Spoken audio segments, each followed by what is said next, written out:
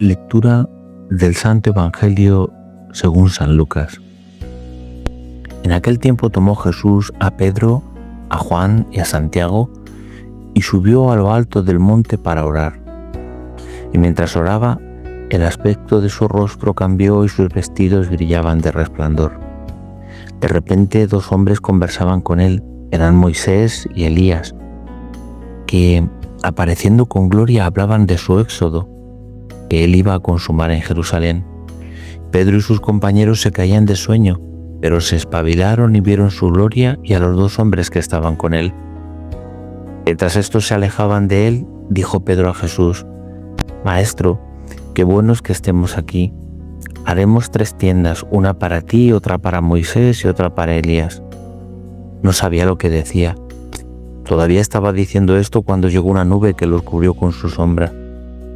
Se llenaron de temor al entrar en la nube, y una voz desde la nube decía: Este es mi Hijo, el elegido, escuchadlo.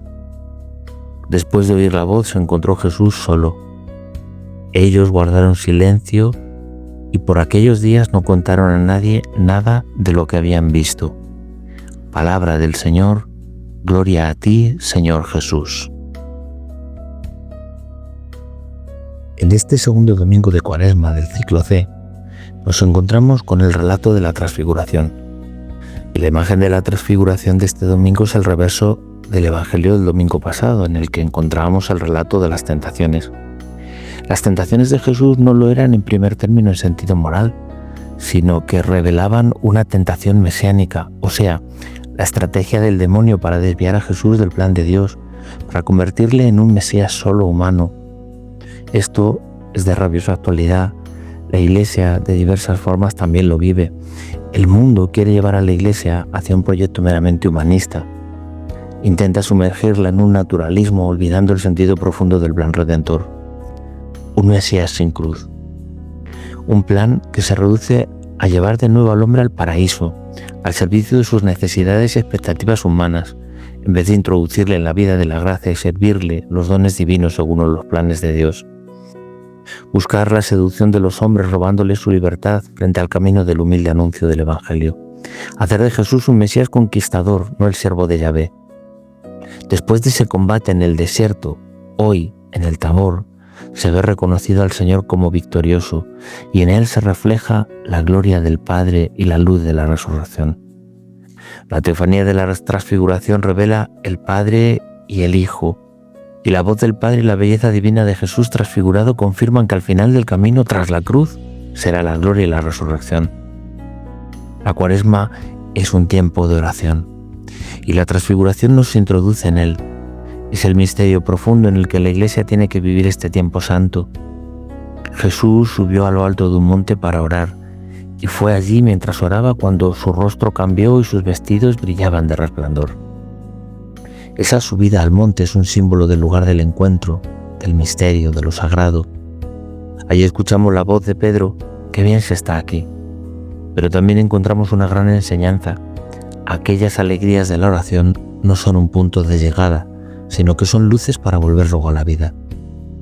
La oración no es un lugar de búsqueda de experiencias extraordinarias o de impacto. La oración es algo esencial, nos introduce en nuestra vida interior. Sin ella, el apostolado y la caridad se convierten en activismo. El continuo subir al monte del encuentro con Dios es la clave para después volver a bajar, trayendo las fuerzas y el amor que de ahí se derivan, para servir a nuestros hermanos y hermanas con el mismo amor de Dios. La oración es el hilo conductor del misterio de Jesús. En el bautismo entró en oración, en la transfiguración estaba en oración, en Getsemaní estará también en oración. La oración al final es un verdadero desafío entre la vida y la muerte. La oración de Jesús no se desentiende de la historia y de la misión, sino que es la búsqueda de la voluntad del Padre. En esa agonía de la oración, en ese combate, Él busca hacerse firme en la fidelidad a la voluntad del Padre. Estamos ante el misterio de su obediencia, es el misterio redentor. De ahí brotará la vida nueva. El diálogo que Jesús tiene con Moisés y Elías nos revela el profundo sentido de la misión de Jesús. Moisés atravesó el Mar Rojo, Jesús atravesará la muerte para llevarnos a la vida nueva. Elías hizo bajar el fuego del cielo Jesús nos dará el Espíritu Santo. En el corazón de Jesús se nos revela y se nos transmite la vida filial, una vida de obediencia y confianza. La primera lectura de este domingo nos habla de Abraham y nos hace ver que esta teofanía tiene un sentido sacrificial. Hablaba de su muerte y cómo la nueva alianza de Dios es la vida nueva que nos transmite el Señor resucitado. Este segundo domingo de Cuaresma quiere movernos a la conversión. Nos invita a cambiar de vida, a elegir y seguir a Cristo y a seguirle por este camino pascual. Imitadores suyos, como dice el apóstol en la segunda lectura, negándonos a nosotros mismos, no siendo enemigos de la cruz, sino como ciudadanos del cielo, para resucitar con Él en la transfiguración y la gloria.